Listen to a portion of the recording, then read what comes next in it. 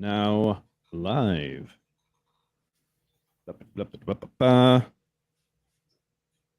Okay, Heather, ready to kick this off? Let's do it. All right. Hello, fellow Galactic listeners. I'm Aaron Julian, and this is WSTR, Galactic Public Access, a Star Wars podcast. Welcome to episode 358. Let's try that again. Okay. We hope you and yours are well, and with everything crazy going on, we want to continue to be a platform that promotes positivity, life, and hope, and a little Star Wars along the way. Today, we continue our long march towards The Phantom Menace. It's almost here, re-releasing into movie theaters on the 4th, so we have been looking at different aspects of this film as we lead up to Star Wars Day coming up. And we got a new series that we're trying out today called Tech Deck. Shout out to all my finger skateboarders out there. We are looking at the weapons and technology introduced in The Phantom Menace. But before we blast Duel of the Fates and grab our double lightsabers, let's see who we got here. Miss Heather Allred. Welcome back. Thank you. It's good to be here. Yeah, I haven't been here in a hot minute. Kept having things pop up. But Yeah. Todd and Carla are off today. So Heather, you're going to have to tease that news. Okay, let's do it. All right. It looks like we have 4 news items to tease this recording. And the first one is it's a major award. Okay. I don't feel like it's going to be what we think it is, but we'll find Ooh. out. Our second news item is I'd buy that for $1. Okay. Some RoboCop something maybe. Yep. Let's see. Number 3, Shogun Warrior. Okay. Okay. Interesting. Todd's been watching that new FX series. Yep. All right. Lastly, unique art. Okay. I don't know how unique, but unique. I guess we'll have to listen to find out. I guess. All right. With all that said, let's go ahead and jump into our main topic. Let's do it. Okay. We're starting a new series called Tech Deck. We're looking at the technology and weapons that were introduced in the Star Wars universe via the movies, streaming shows, etc. And we're going to be kicking it off with The Phantom Menace, the beginning of the Skywalker saga. And so I will say the prequel era kind of overall gave this chance to Star Wars to basically like introduce some new technology, and not only in like the filmmaking sense of it with different techniques and productions that they're doing, but also the in-universe, the look and feel of everything, the new ships and planets, and this is the CGI wonderland that George Lucas had always hoped for, and now he finally has it. And him, along with all the other artists and designers, finally have this big play box to play in, and this is basically what they came up with as far as new things to have in Star Wars. This is like new ships, new gear, new weapons, new equipment. This is what we're looking at with Tech Deck, and it's what's always been kind of interesting to me from a creative design perspective is that when you're making the prequels, you have to make something that is, I guess, technologically older than what you already have. But with Star Wars, it kind of pioneered this lived-in look to all its sets and props and clothing and gear. So how do you make something that predates that? Well, it has to look less old and worn in and worn out. So they kind of went for like a more fresh, organic look to a lot of things. Heather, what you have any thoughts on the kind of fresh look that The Phantom Menace gave to the prequel trilogy?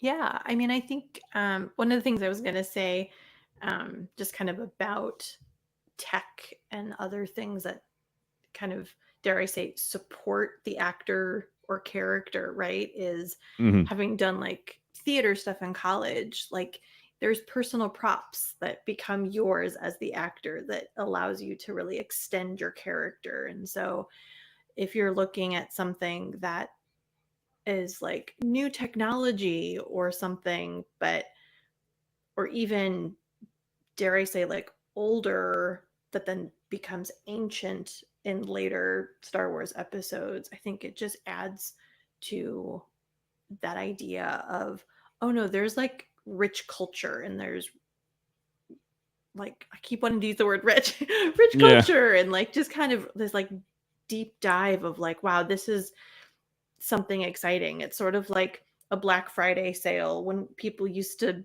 be out at like 2 in the morning to get that hot new game or Mhm. electronic. And to think of these characters kind of having that same kind of energy around some of this new technology, but then at the same time, while it's new and shiny, overall, when you look at Star Wars and the different universes, not all universes are bright and shiny. So then to put Yeah. that contrast between the two, I think was really well done. Well said. Yeah, and you're absolutely correct that like some of these props become like an actor's prop or like a character's prop, where Yeah. that's what they're known for. And we're going to be covering some of them today. Excellent. We got a long list to go through, so let's get to it. Perfect. First up, we have the A99 Aquata Breather.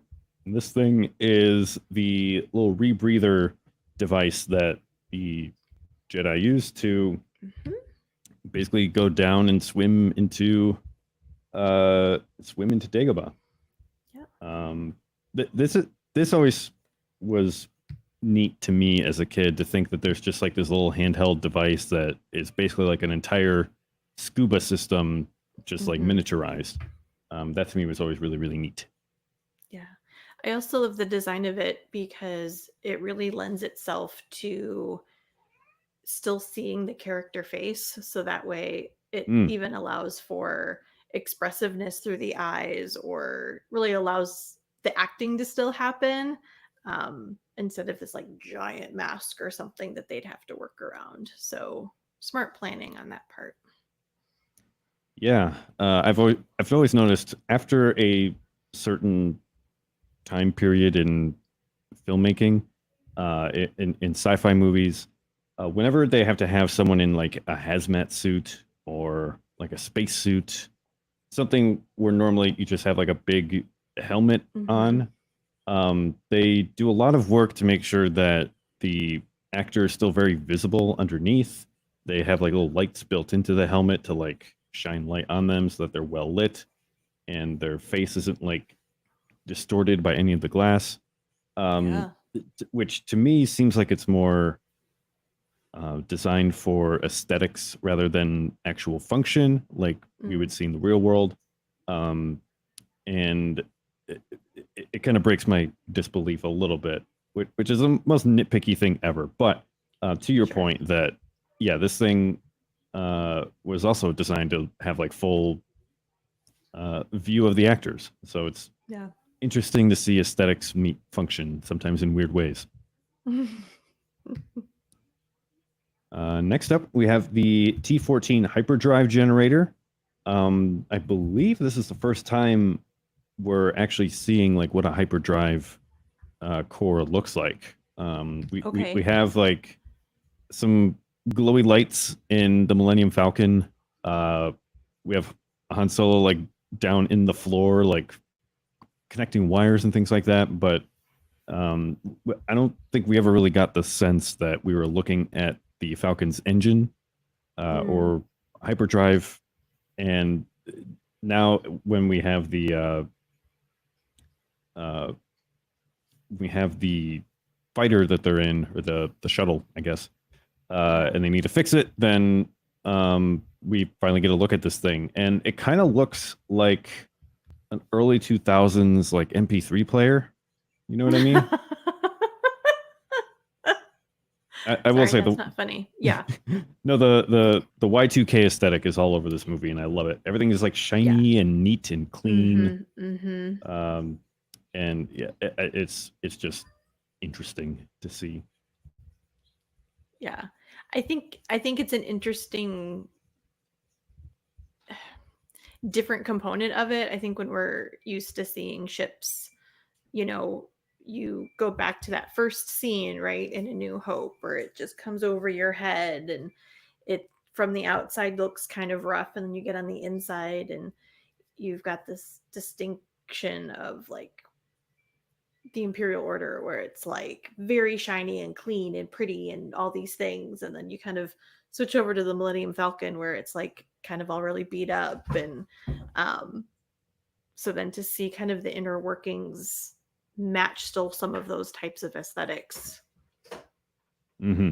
like the full thought of it, not just like, well, as long as the outside looks good, but then the attention to detail to look at and not like another part of the ship is Exactly. cool. It's a neat expression of the ship itself because it's like if the Falcon is like this jalopy that someone's been like working on in their Sure. garage forever and it's hideous, but it runs like a dream. This ship, I guess Queen Amidala's ship is like, um, I guess like a Porsche or like a really fancy like sports car, supercar. Mhm. Um, Mhm. just completely tricked out to the nines, and that's reflected in the engine as well. In the engine. Yep.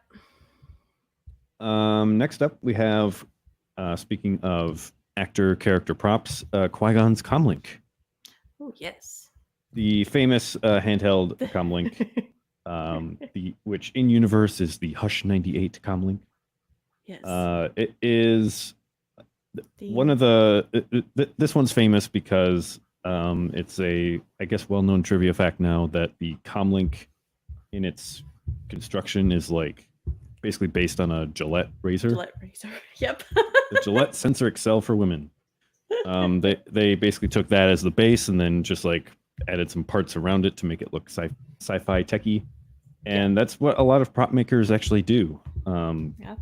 If you're really interested and want to dive into this, there's a subreddit called That's a Book Light, and the whole thing is about spotting custom made props in movies and TV, and then identifying like what the real thing actually is that it's based on. Okay. Interesting.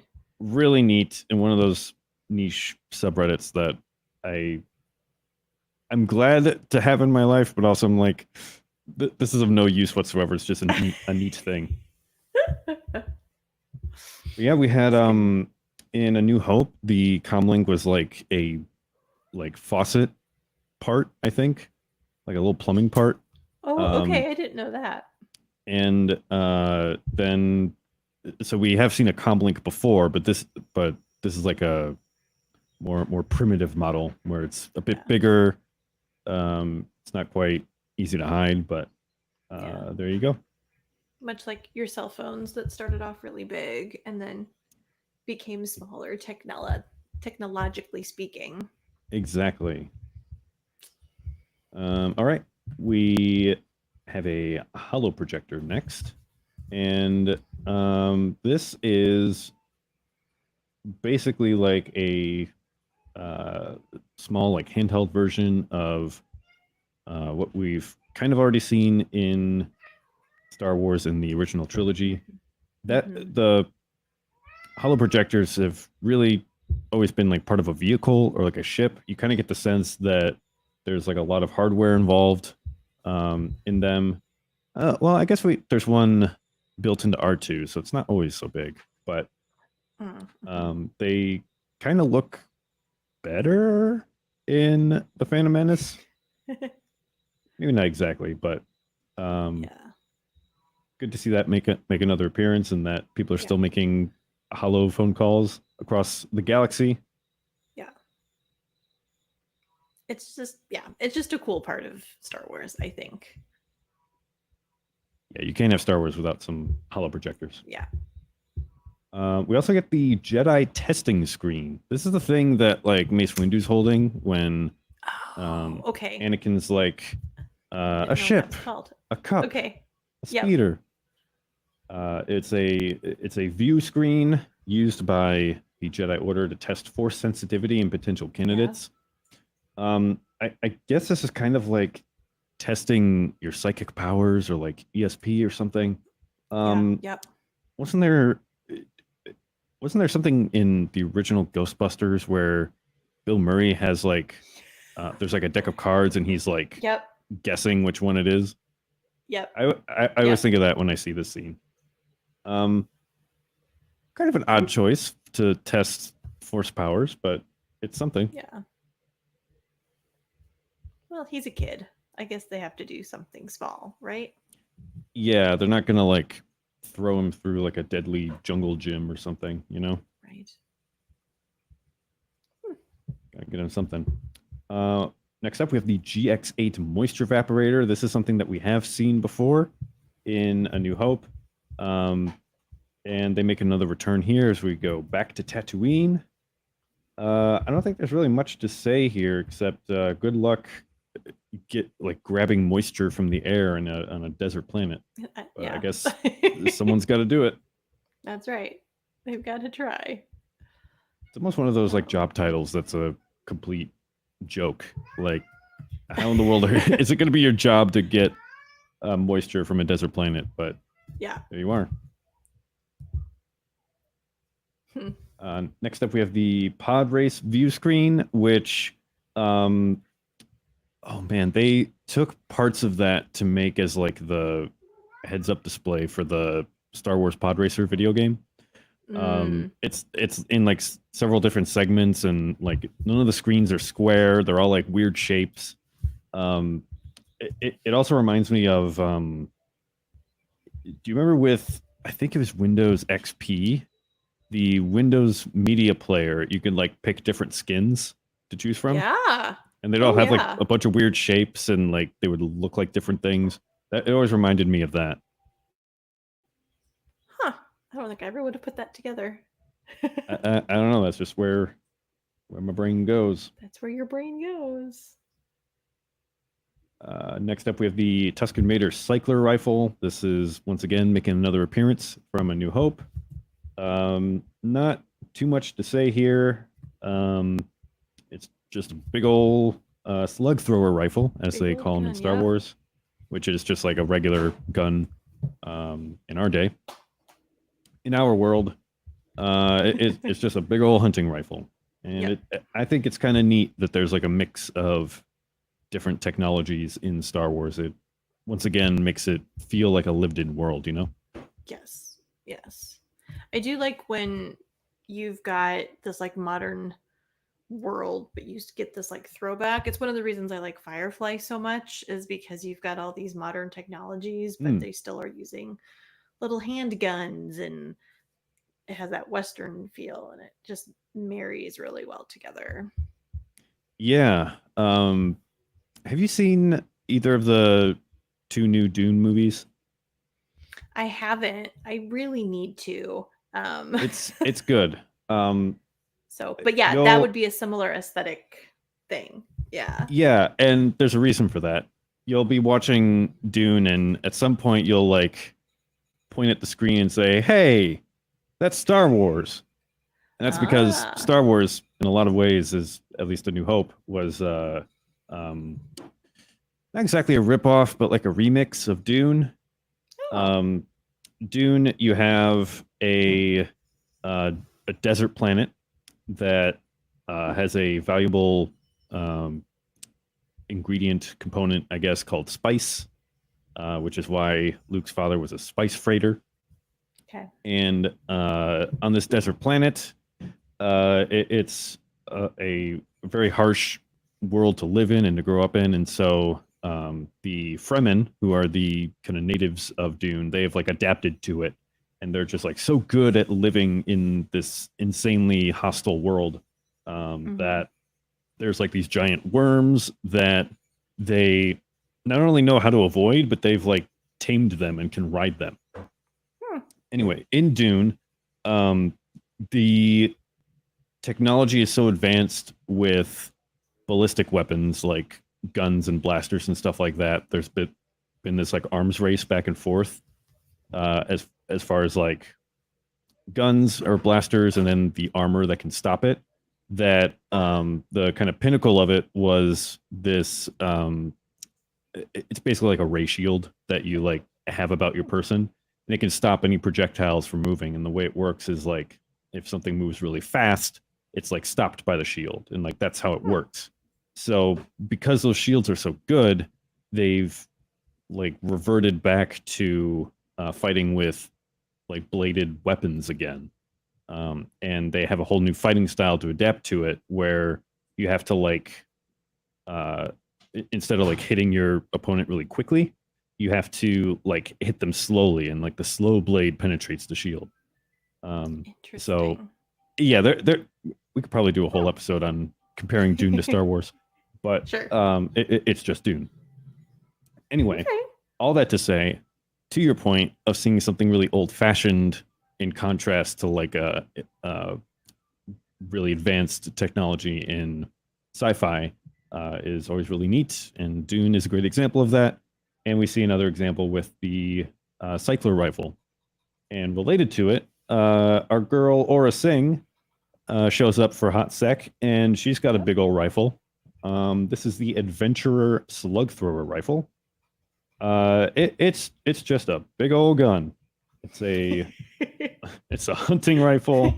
I'm actually a little curious what gun it's based on, Oh. because they usually just take like a regular gun and throw Uh-huh. like a few Greeblies on it, and there you go.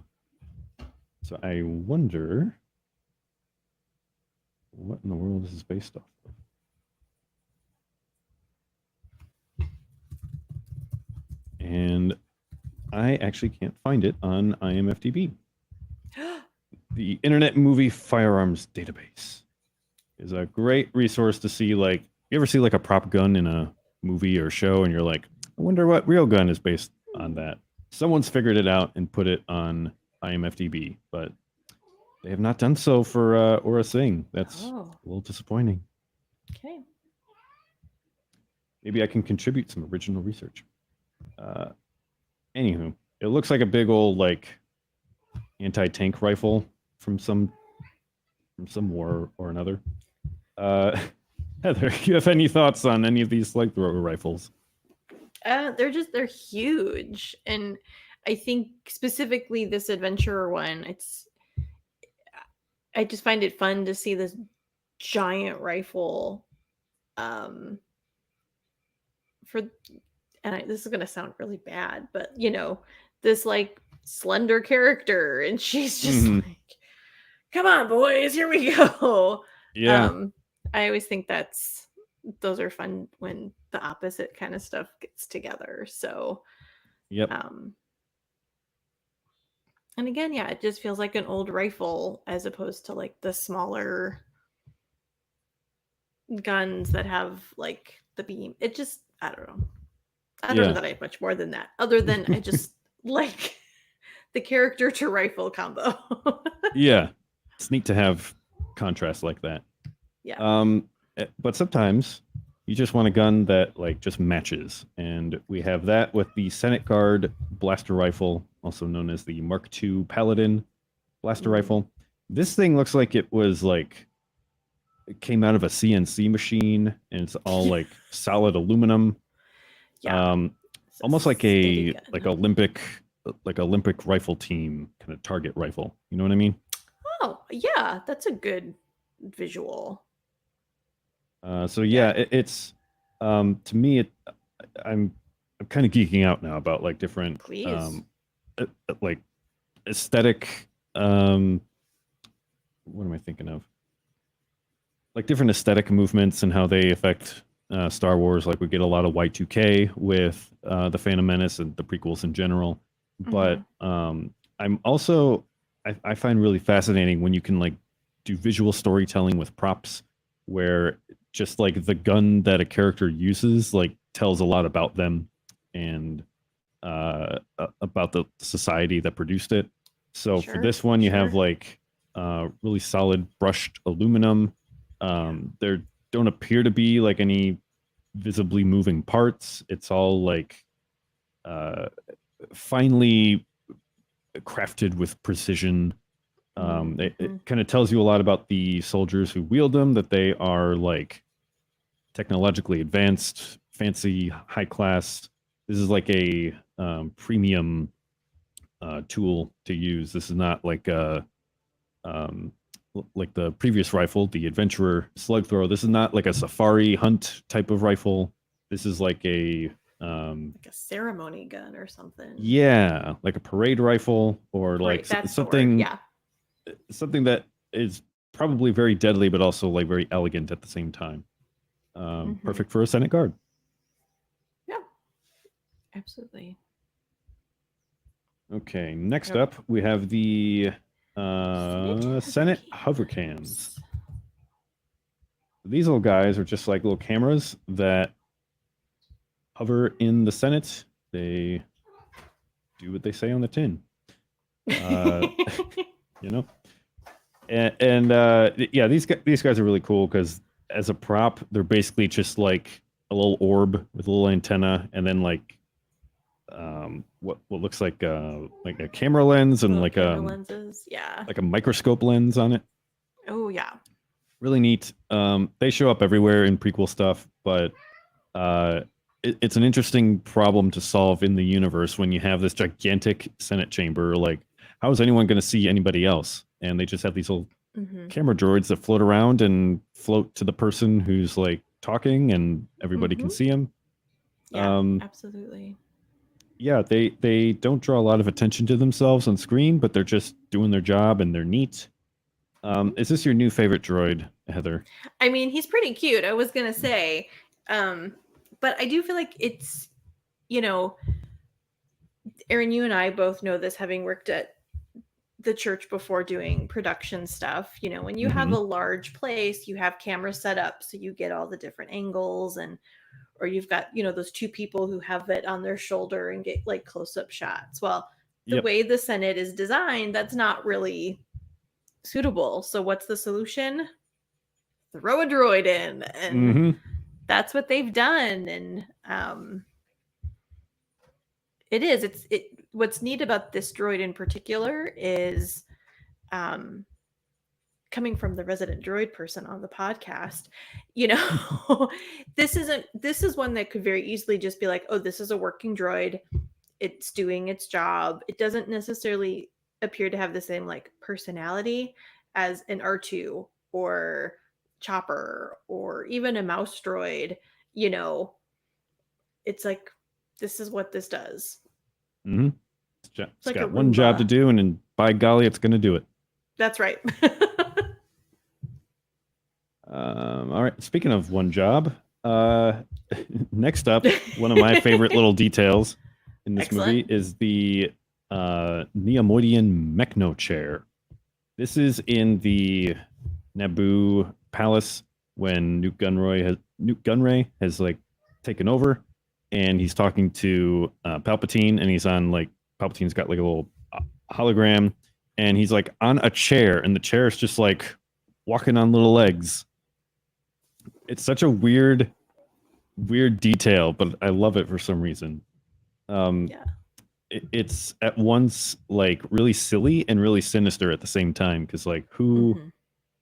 of all the mobile chair designs, the one with like the feet and the claws, like of course Sidious is going to have that one, right? Yeah, absolutely.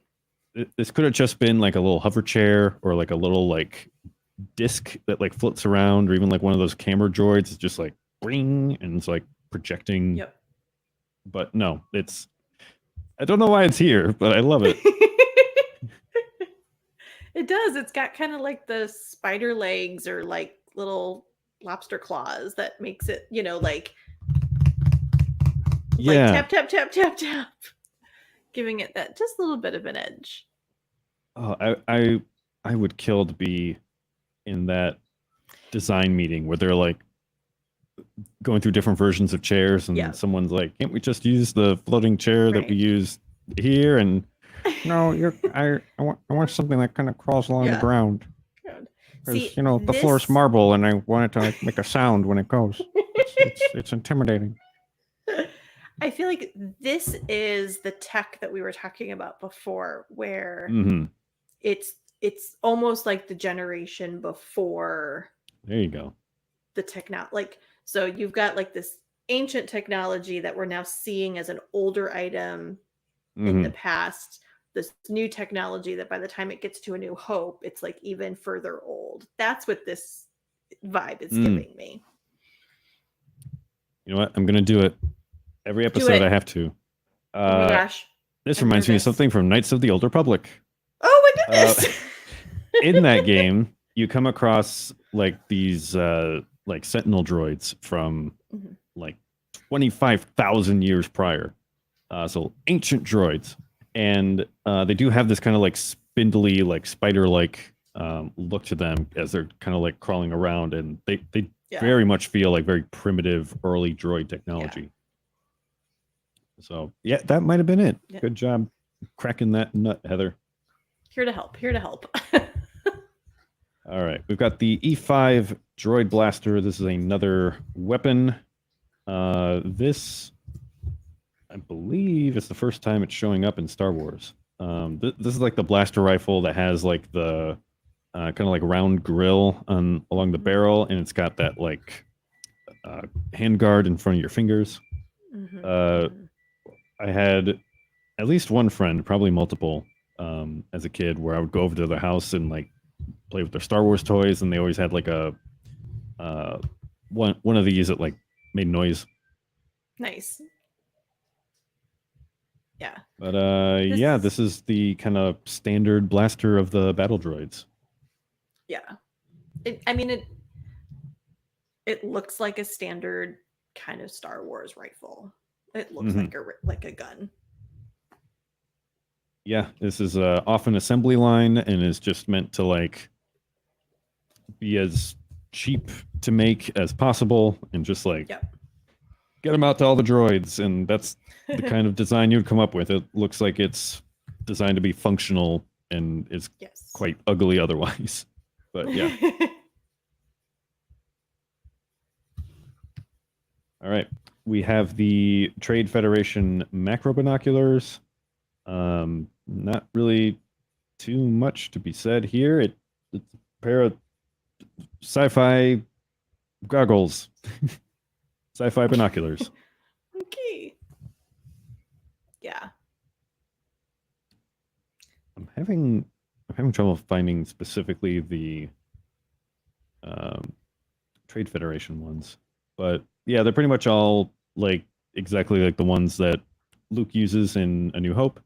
They let you see real far away, and you get like the kind of grainy, almost like night vision effect with when you look down them. So there you go. Yeah. We have the Naboo signaling unit. Cool. And this is an interesting one. If I could find it. I'm not picturing this in my brain. It looks like a curling iron. Does it? I'm getting this image off of a loot card, whatever that is. Thanks, Google. Loot card. I will try to find it.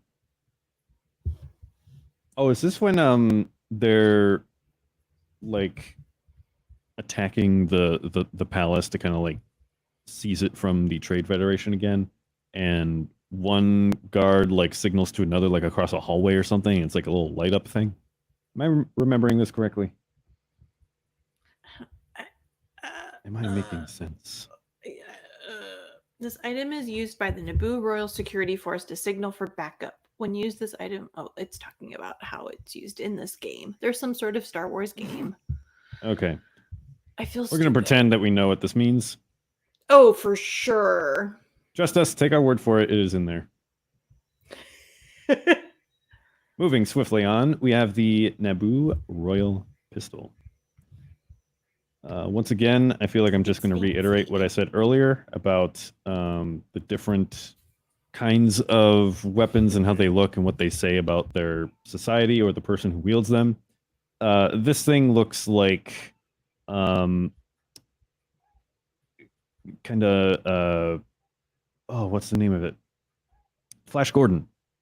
Um, this thing looks like a Flash Gordon pistol, but like also Uh-huh. married to like a Y2K aesthetic as far as like everything shiny and chrome and clean and like almost Yeah. minimalist. Okay. It is very, very fancy, is Yes. what I'm trying to say. And it looks like Very if sleek. elves were to make like a sci-fi blaster, they would make this. You know what I mean? Like Legolas elves? Yeah, Lord of the Like Rings Riven elves, not Yeah, like Lord of the Santa Rings elves. elves, not like Santa. Yeah. Yes, Uh, I did have to clarify that. Don't judge me. Okay. yeah, because like Yeah. look at an orc Yes. sword versus an elven sword, and they're Like like couldn't be very more different. different. Yes, This would be an elf blaster if ever there was for one. sure. All right, next we have Very the sleek. Naboo Security S5 blaster. And this is a heavy blaster pistol. Oh, I know about this. Okay.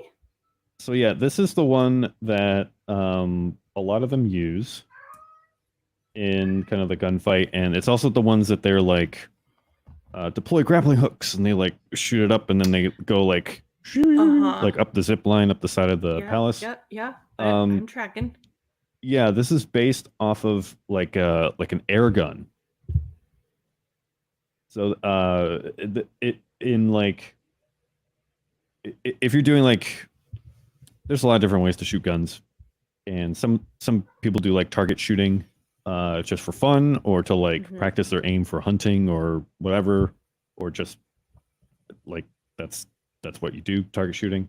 But there's some people who are like really really into target shooting as like a discipline and as like a sport, and Okay. uh, they pursue it the way that like a pole vaulter would like Mm. pursue pole vaulting. Know what I mean? Yeah, I'm tracking. Um, so for that, you typically don't use like a standard everyday gun that people buy for defense or whatever. Mhm. You usually use like an air gun. A, because you don't have to worry about recoil, but Mm. also B, a lot of the countries that participate in like the Olympics where target shooting is an event, Yeah. they're more strict on uh, like who can access weapons Sure. than the U.S. So air guns are usually allowed because they're a lot less deadly. But this one in particular is a Feinwerkbau C55 model air gun, which Hmm. I believe is Austrian, might be German.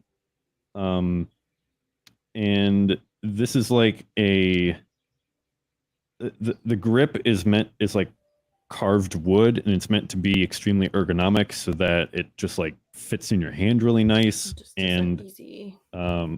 yeah, there's like a CO2 canister that actually like attaches to the front of it, and that powers the actual gun. Um, and it also acts as like a counterweight forward to like help balance everything well. And the idea with these guns is that um, you you carefully balance them and like have them molded to your hand and everything, so that it's almost just like pointing your finger at a target, because like the closer you can get to that, like the more accurate you will be. Hmm. So and as a side effect, it looks really weird and freaky looking. Yeah. So you stick some scopes on it, and you got yourself a sci-fi gun. All right. I am sorry, I'm geeking out. No, it's good. It's interesting having just looked at the other pistol, right? That was really didn't have anything to it and still very sleek. To look at Hmm. this one that obviously has a bigger purpose, but still looks like it was produced on Naboo, where it still has sort of this like properness to it, Yeah, if that makes sense. But exactly. yeah. By the way, these like target shooting guns for like competition and stuff, Mhm. very expensive.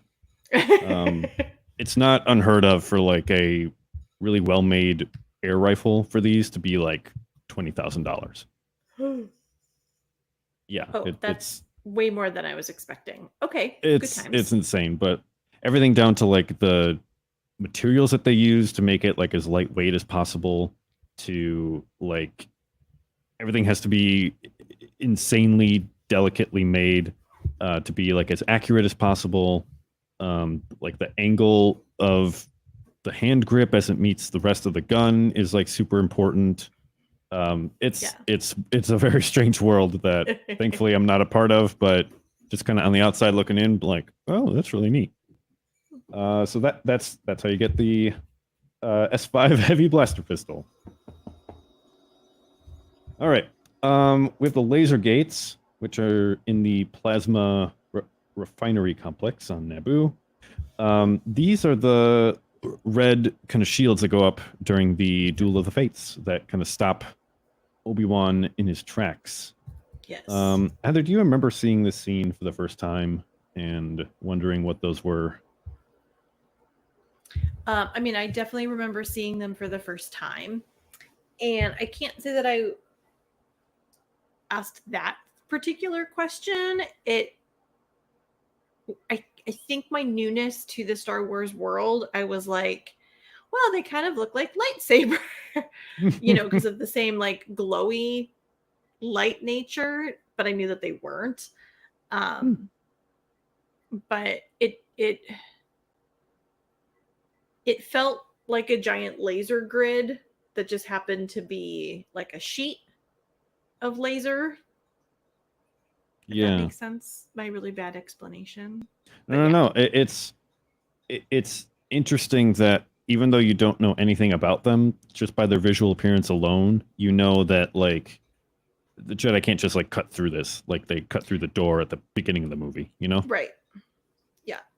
And dramatically, it at least works to be like our heroes are separated from each other, but they're also separated from Darth Maul, and it's like a timed run to get through it, and yeah, so it works really well as a storytelling device, I think, even though like if you try to think through it, what these could possibly mean, I don't know. Because like what are they even doing? The Wikipedia says they're part of a plasma refinery complex on Naboo. The barriers are strong enough to easily block a lightsaber strike and vaporize any matter that touched them. However, the generators were unable to keep up the immense energy needed to power the gates, and so they would cycle on and off approximately every 5 minutes. Each gate remained open for only around 10 seconds before cycling on again. Functionally, if you're like trying to block something with a bunch of laser gates, like why would you want a gate that sometimes it's just open? I don't know. It is one of those things where you don't think about it. Yeah. Next we have so funny. Oh, go ahead. No, sorry, my brain took a minute. It's interesting that if you are truly trying to protect something and they go off, but because you're in like the music has started and you're in this intense battle, like that's not something you think about because you're like, I'm in it. Oh my gosh, if they don't pass that barrier in 10 seconds, like yeah. Sorry. All right. No kidding. I'm a simple mind. All right. Okay. Next we have the Gungan energy ball, the boomers. This one's just weird. I'm gonna put it out there. This one's just weird. Do it. A lot of the stuff that we've looked at already, they look to be manufactured or designed in some way. I have no idea what these are. They're just big blue balls that explode and kill droids. Heather, do you have any idea what this is? I don't. I mean, obviously, reading online and they're talking about being like, they're like grenades. It talks about being some sort of like exotic plasma. Again, I don't know anything about this. They just were like, oh, it's just part of Star Wars. But since we've been talking about tech and there's been all of this focus on like, these are the rifles that like were just through the assembly line and produce as many as you can versus, the ones that were like handcrafted and like given and the different pieces and what the Tuskens have versus what Droid is needed to record the Senate to introduce tech something, right? That feels more like from the earth, I think is a very interesting like shift in your thought, right? Like the Gungans themselves are kind of a little like wackadoodle.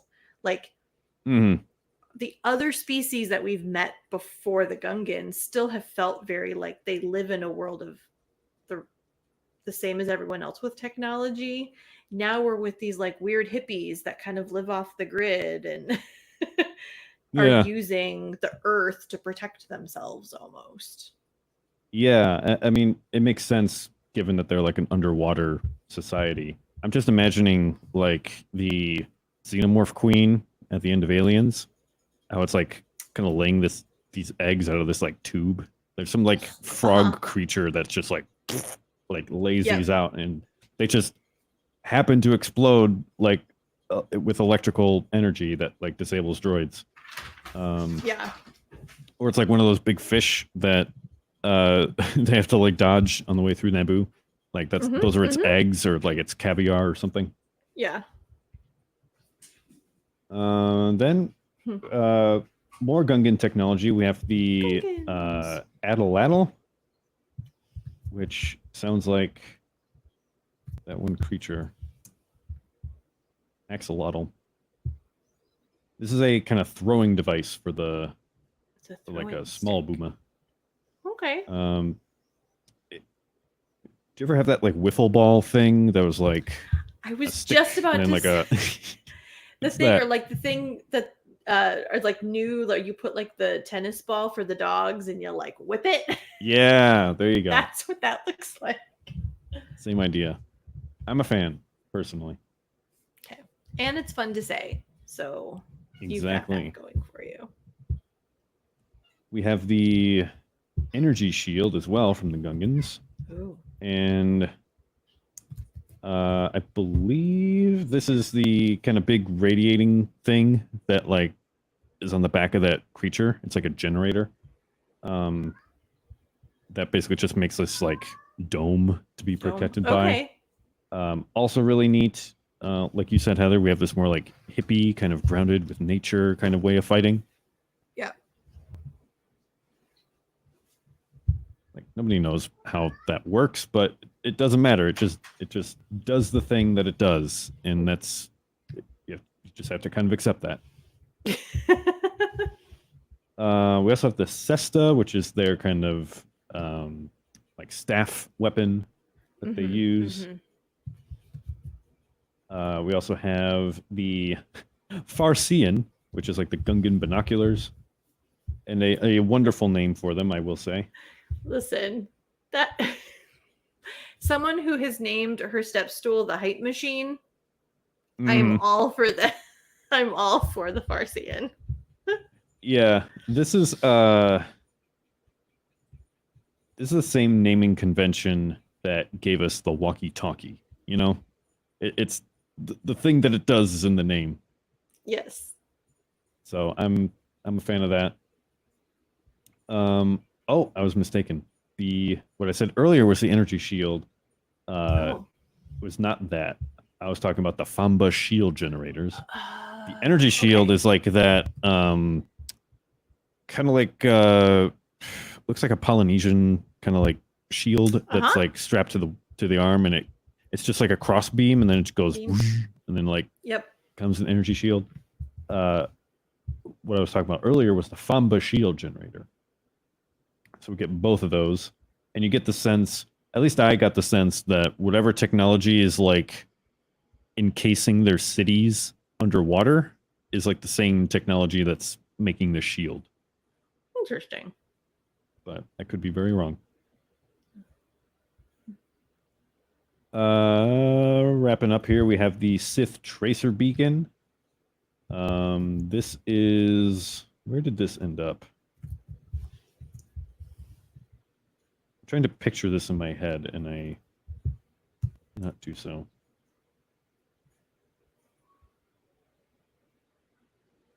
Heather, any luck? Um, I it feels like it's if I found what I found correctly online, it's like roughly like kind of an octagon-y shape that looks like it's a few pieces put together. Um, with then kind of like the center Hmm. being like the homing device that like probably sends out Okay. the thing. But they're miniaturized. So Obi-Wan uses one on the slave one in order to track Jango Fett. Just prior to the start of Clone Oh, Wars. like a little like radar dish. A Going little, yes. Yeah. Okay, now I gotcha. Okay. I was like, how do I describe the circular disc thingy? And Yeah. Yeah, it's just a little radar dish. Yep. We also have Darth Maul's electro binoculars. Again with the binoculars, come up so often in this movie. That's so much of this, yes. I wonder if there So was much something... of we got to see what they're up to over there. We also have his probe droid, which I've always really liked the design of this droid. I don't know about you. Okay. The dark eye. It's kind of like a probe droid from Empire Strikes Back that we're kind of used to, but in like round ball form. Yeah. And it has these like two little like hood things over it just to like give that center eye a bit more of a menacing look. Mhm. It's really simple, but I think it's really effective. Yeah. We have Darth Maul's wrist link, which is, I guess, what he talks into for Makes sense. his comlink. And then, last but certainly not least, his double lightsaber. I think the first on-screen, maybe in-universe, double-ended lightsaber. Yep. This is Yeah. what everyone lost their minds about when they saw that trailer, when they saw the movie. Heather, what did you think when you first saw that double-sided lightsaber? Yeah. I will say the first time it happened, the only thing that I remember was Bruce gasping. Just complete shock. So it was fun to like see, like literally watch him experience it, because again, I'm like, okay, because I wasn't like as into it when I first saw the movie, obviously, as I am now.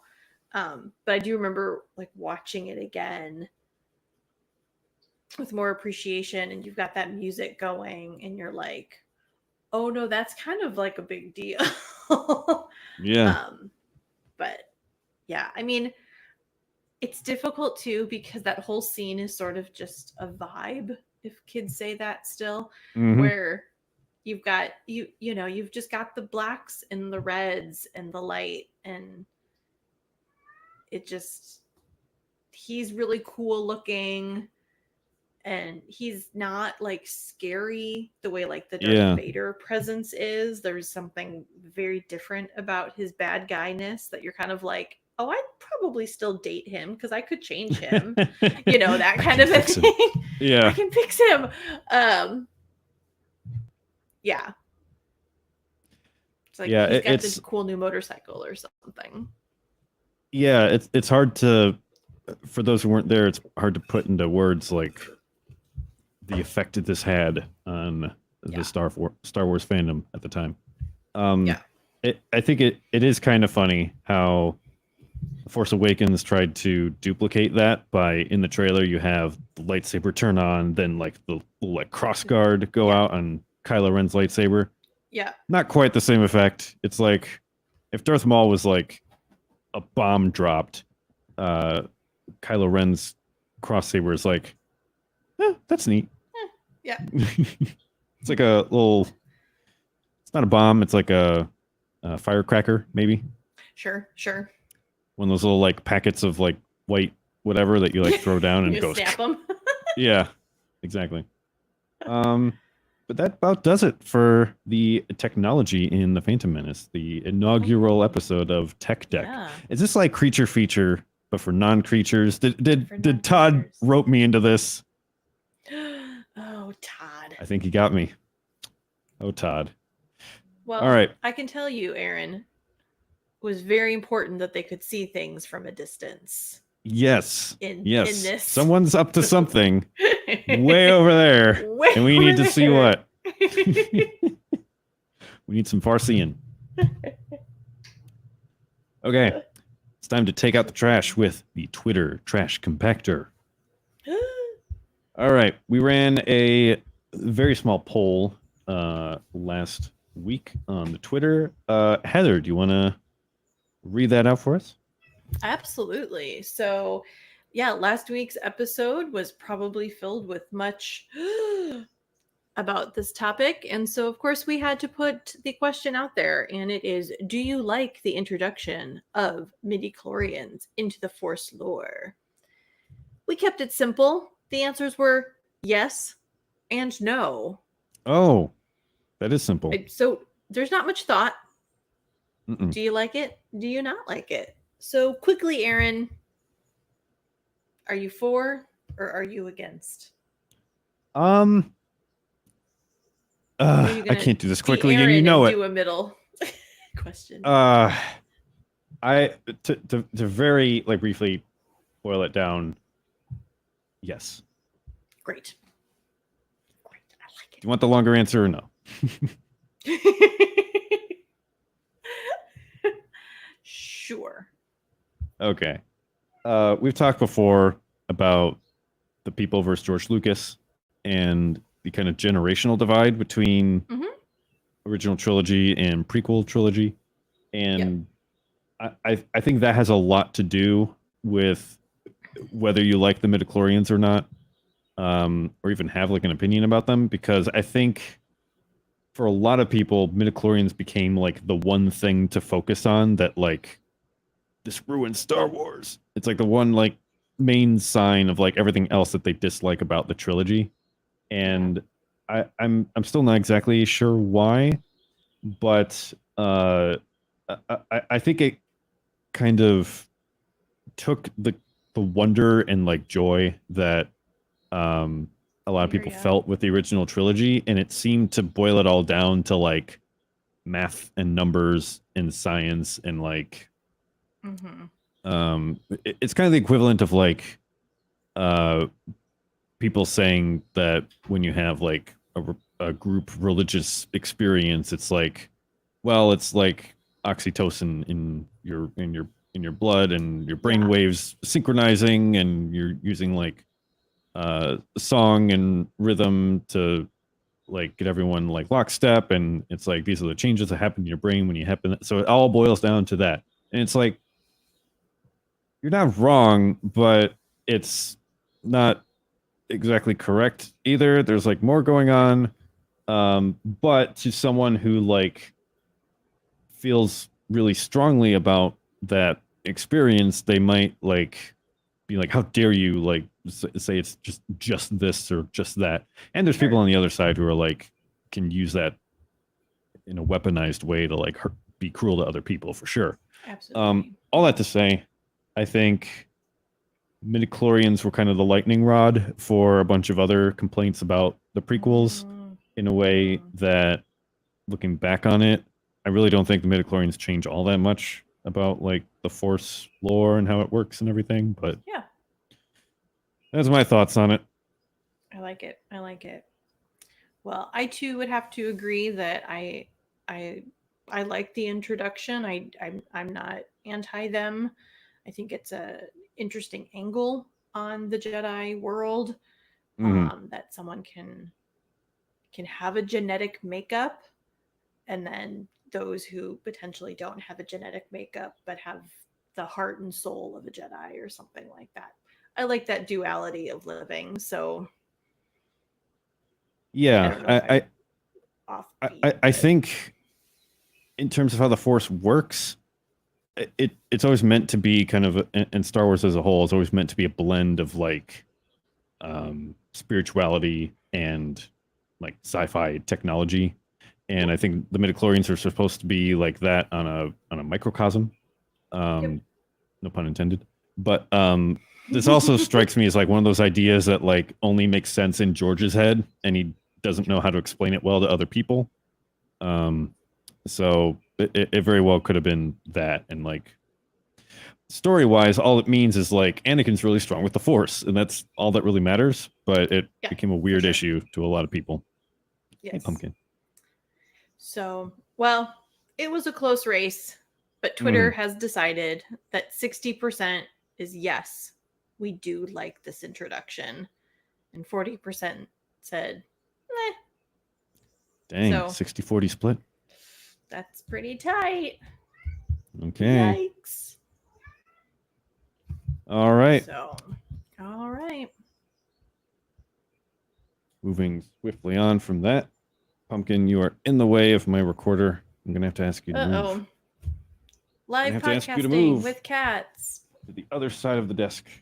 Thank you. Okay. Moving swiftly right. on, we've got news of the week.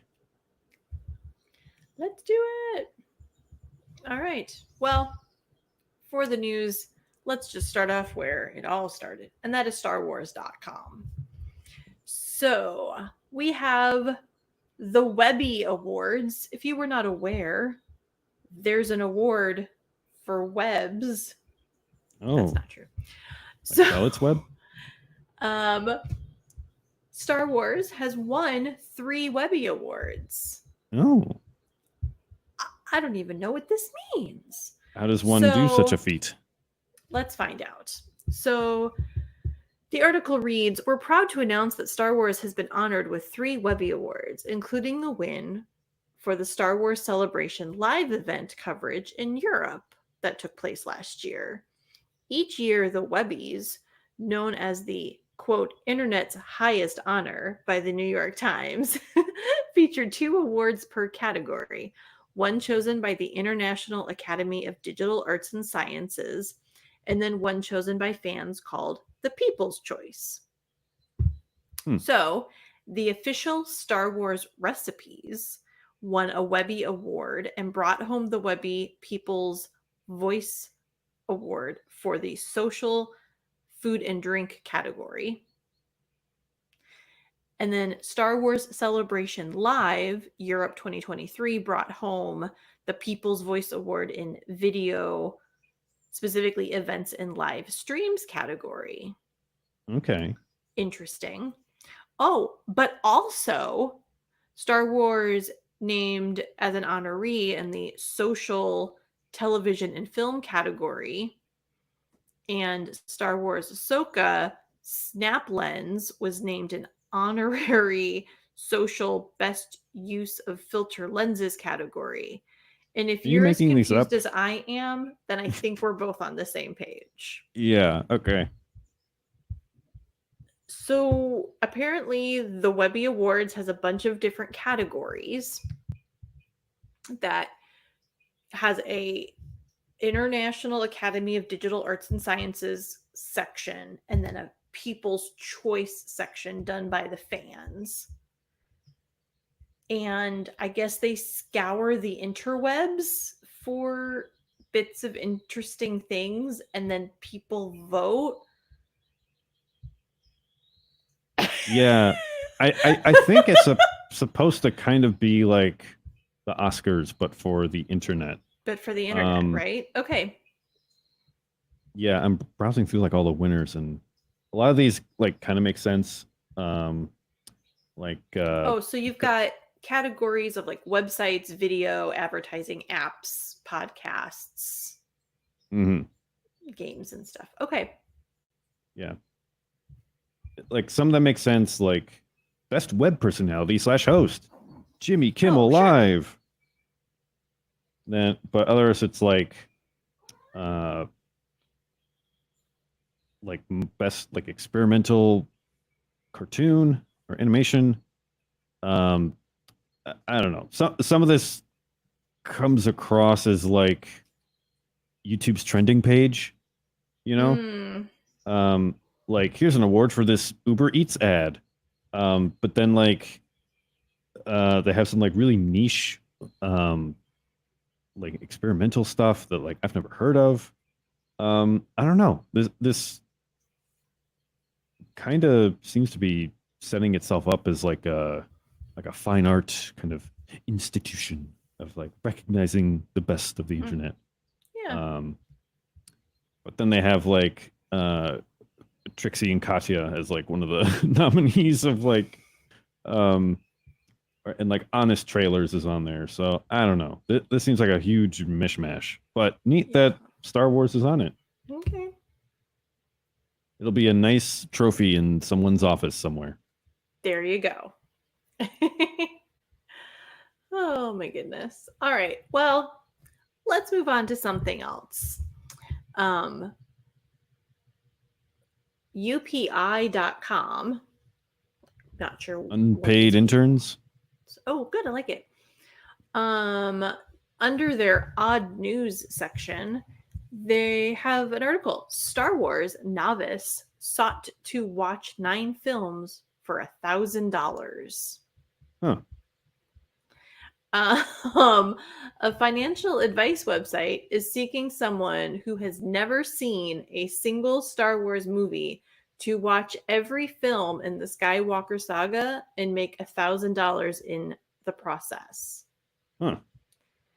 So, with the upcoming Star Wars Day, aka May 4th, for those of you who don't know, um, they're gonna pay someone to watch all the films. Quote, Hmm. we're looking for someone who's brand new to the franchise, a first timer to the Force, a true young Jedi, to rate and evaluate the saga from an outsider's perspective. The posting states, we'll use our Wookiee rookies analysis. Sorry, Oh, they're we'll trying use so our hard. Wookiee rookies analysis for an upcoming story on the franchise. That, my friends, I made it through. Oh my goodness. So they'll watch the episodes in release order. So of course they'll start with A New Hope and then, Mm-hmm. work their way through. And if you're wondering why we didn't start with episode 1, you're probably the right person for the job. So yeah. Is $1,000 worth it? I'd say so. That's Yeah. $1,000 is $1,000. What I'm wondering is like, what's in it for Finance Buzz? Like, what exactly are they trying to learn from this? I don't know. It'd be one thing if they had like, the only thing I can imagine is if like they're trying to get like consumer survey data about like from like a marketing standpoint, like how does Star Wars appear to someone who's not yet a Star Wars fan, and like Sure. how do we market to them and like exploit them for all their money? But wouldn't like Lucasfilm do that? Not Finance Buzz. I don't know. Or is Lucasfilm doing it, but they hired this other people Maybe. so that it's not like biased? Maybe. I don't know. It's like a financial independence blog, so not like a market research company. You know what I mean? And what can you learn from like a sample size of one? I'm willing to bet this is just like a cash giveaway with like Oh. a gimmick to it, you know? Mm-hmm, mm-hmm. Okay. So, Well, if you want to be the pretty Wookiee fun. rookie, sign up. Oh my goodness. I don't even know how to respond. Okay. All right. Well, let's travel back to StarWars.com because the first Star Wars Celebration Japan 2025 merchandise has been revealed. Okay. And the little bit that I've seen, you might start making sure your passport is, active. So I'm just kidding. So Star Wars Celebration Japan tickets are going on sale next month. But now you've got a chance to pick up your merchandise. So the pre-sale is getting ready to go. Of course, they're going to have like logos for t-shirts, ball caps, pins, all of the different, components. The article is currently listing the costing in yen, so I have no idea if these are valid prices for anyone, but good times, good times. But you can definitely check out StarWarsCelebration.com for additional information. So there's not a whole lot to report. Although the header image on the article, StarWars.com, from an April 23rd article, there's some pretty cool artwork with Darth Vader on it. I think Aaron would agree with that. Especially if you were a fan of Star Wars Visions at all. I feel like it's got that kind of vibe. I don't know why vibe is my new word tonight. That it's got that kind of feel. That's exactly what they're doing. They're leaning hard into like the Darth Vader samurai kind of aesthetic. They have like the ink brush strokes in the back. It looks. They got the red circle of the flag of Japan in the back with Mount Fuji way in the background. Looks great. So yeah, they even have a cherry blossom what branch on there. Yeah. Oh, I see it now. Yeah, that's really cool. They got variations of the shirt where like each part of the text is replaced with kanji. And it looks like the prices are between like $10 and $30 for each individual piece of merchandise. So remember that when you find it on eBay, like ages from now, and pay like through the roof for it. For serious. Nice. Yeah, they got posters, they got hats, they got the little like hand fan that like collapses. Nice. They got stickers. Anything you could possibly want. Anything you want. That's great. That's really cool artwork. Okay. Sorry. I will refocus back in on the news. So, here we go. So, back to StarWars.com once again. We have 12 Star Wars movie poster designs found only in Japan. Apparently, Japan is the place to be, everybody. So, during the original trilogy era, late 70s, early 80s, marketing teams around the world were often given broad latitude to create Star Wars poster campaigns, to suit their local taste and sensibilities, which resulted in a rich variety of advertising imagery. The tradition shifted during the era of the prequels, when the same key advertising imagery was utilized across all markets across the globe, with the exception of, interestingly, the US, which did not enjoy the expanded poster campaigns that were seen in Europe and Asia. There's been a return in recent years, though, to some regionally exclusive poster designs, which includes Japan, again giving fans and collectors an opportunity to add a truly unique poster to their collection. Well, as we've just stated, Star Wars Celebration is heading back to Japan in 2025. StarWars.com is revisiting some of those rarities. So, again, StarWars.com has the article, and because there's going to be some cool images that I can't obviously show you on a podcast, but we've got 12 very cool Japanese posters. So, you know what? We can show you. Do it. I can share my screen. Yeah. Do it.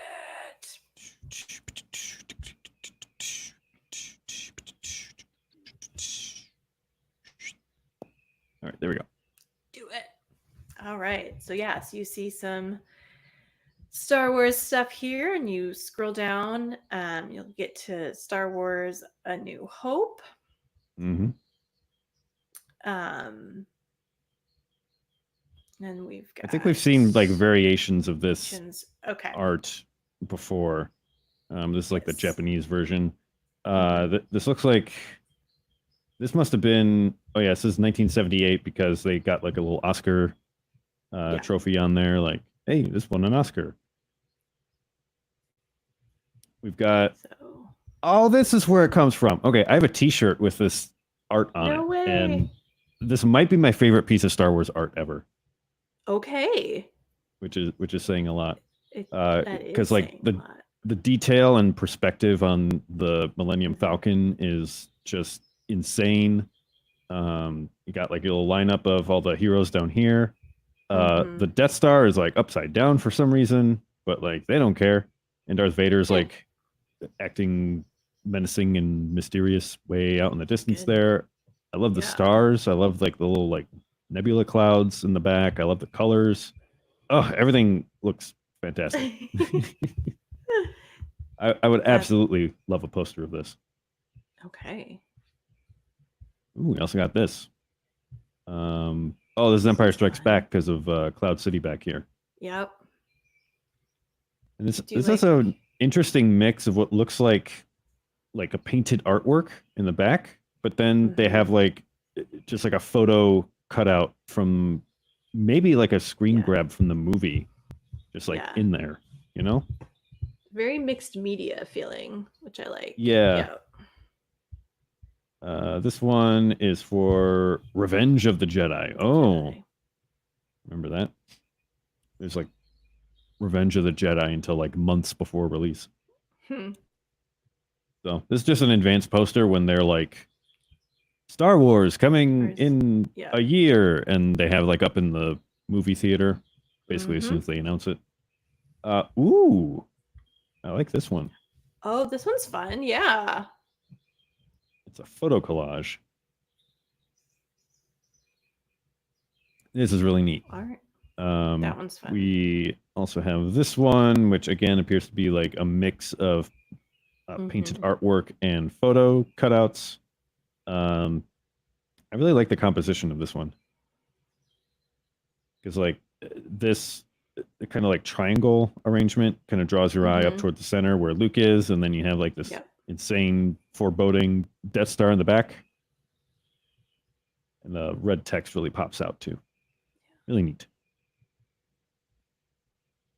Ooh, I like this one. You got like the red and green sabers. Fun. Insane nebula back here, and just R2 and C3PO. Yeah. That's fun. I really like that one. Yeah. I don't know if that's supposed to be the Death Star blowing up or not, but I think it's more just conceptual rather than anything. Yeah. It originally retailed for $1.30.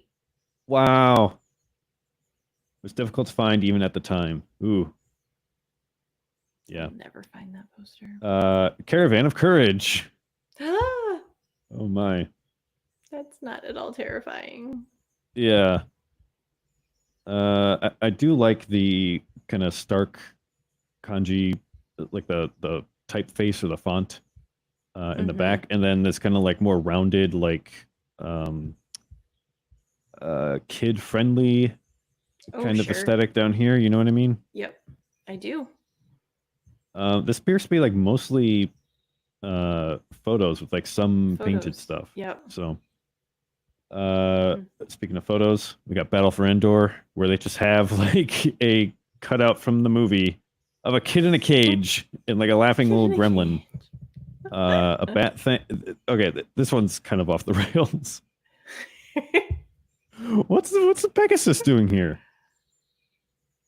Oh my goodness.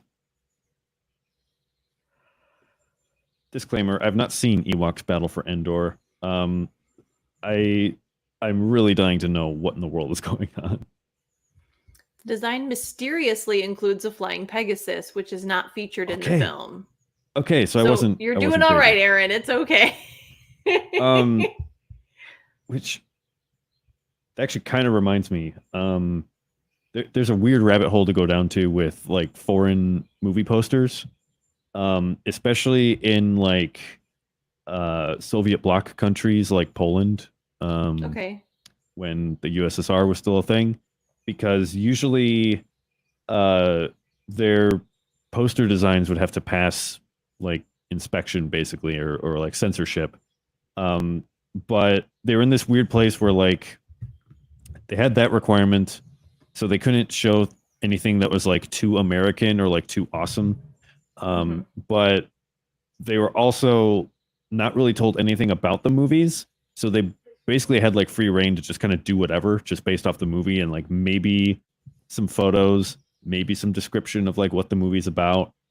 But other than that, they were just like, whatever. And they made some really weird stuff. So that's for another podcast. We got Rogue One. Okay. I like this generally, especially like the way that the font is like sized and it's like very clear. There's like little serifs on the font. I really like the composition of this, but it looks like someone hastily photoshopped Jin in, and it doesn't appear blended very well with the rest of the image. It's not clean for sure. Yeah, but I like everything else. The background is really cool though.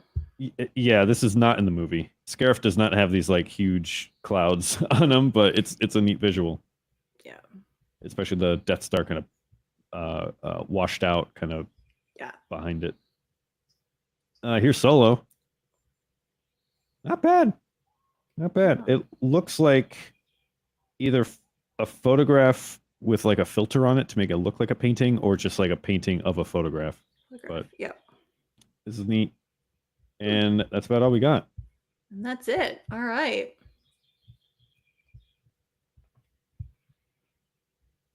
All right. Well, maybe some of those will be available at Celebration. Maybe so. I don't know. But that's it. That's the news. Okay. With that, let's head to Cantina Chat. All right, the part of the show where we talk about everything geeky and weird going on with our lives. Heather, what have you been up to? It's been a minute. It has been a minute. Life has definitely been kind of adulty in nature recently. Work's been really busy. I'm also I've got my last like 4 weeks of school left, so getting prepped for finals for that. And then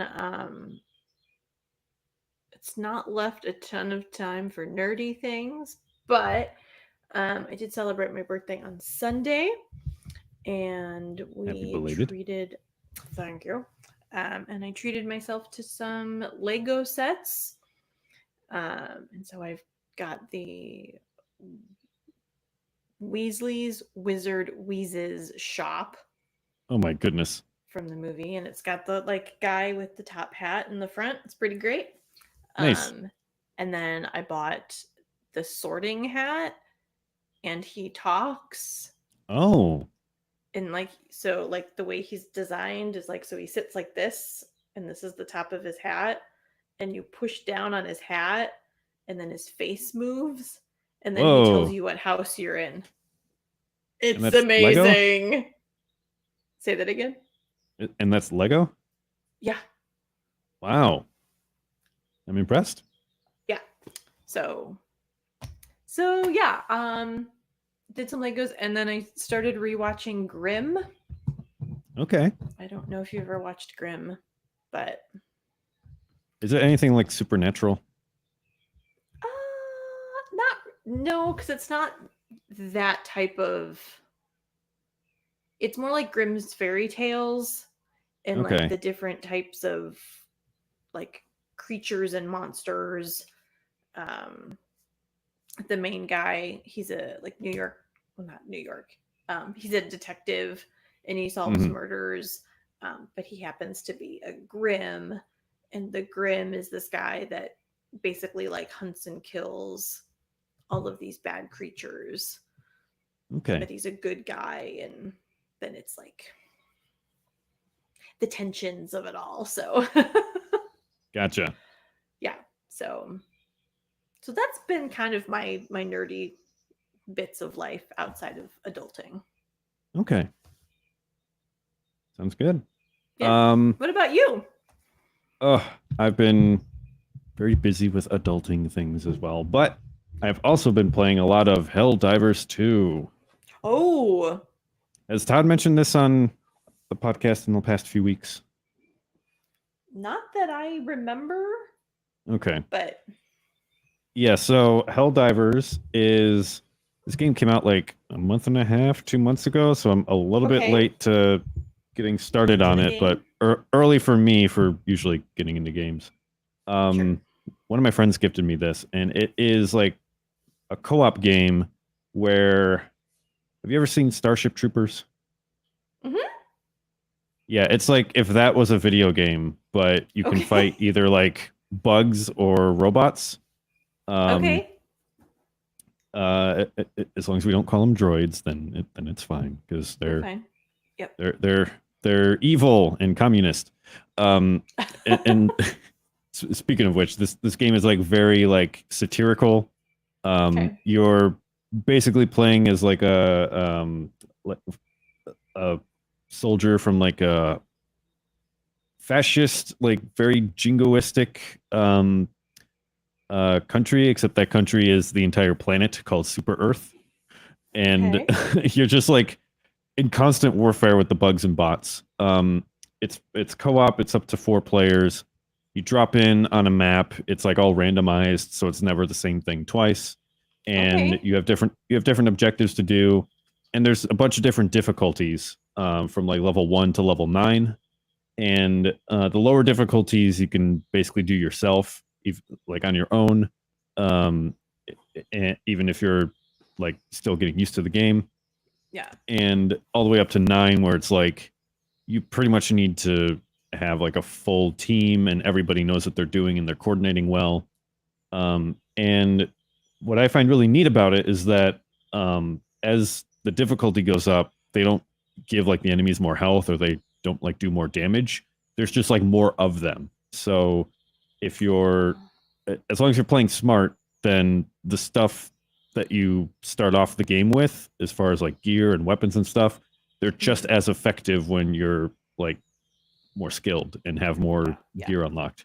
So it always Okay. feels like you've got something to contribute. And that's really the thesis statement of the whole game is like everybody has a part to play and everybody contributes.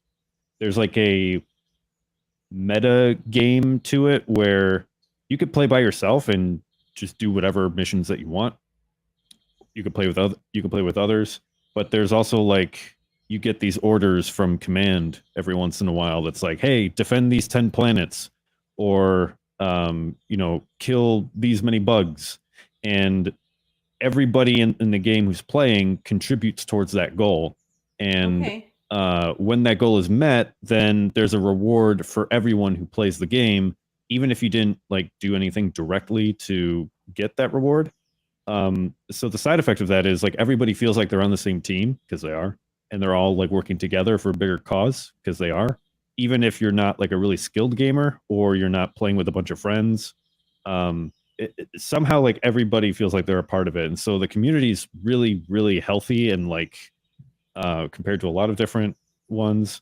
Um, but there's also like a story that's unfolding. So I won't get into it, but I've very rarely found a game like this where it seems like it's purposely designed so that everybody feels like they're contributing and uh, feels like they're doing a good job and trying to help each other out.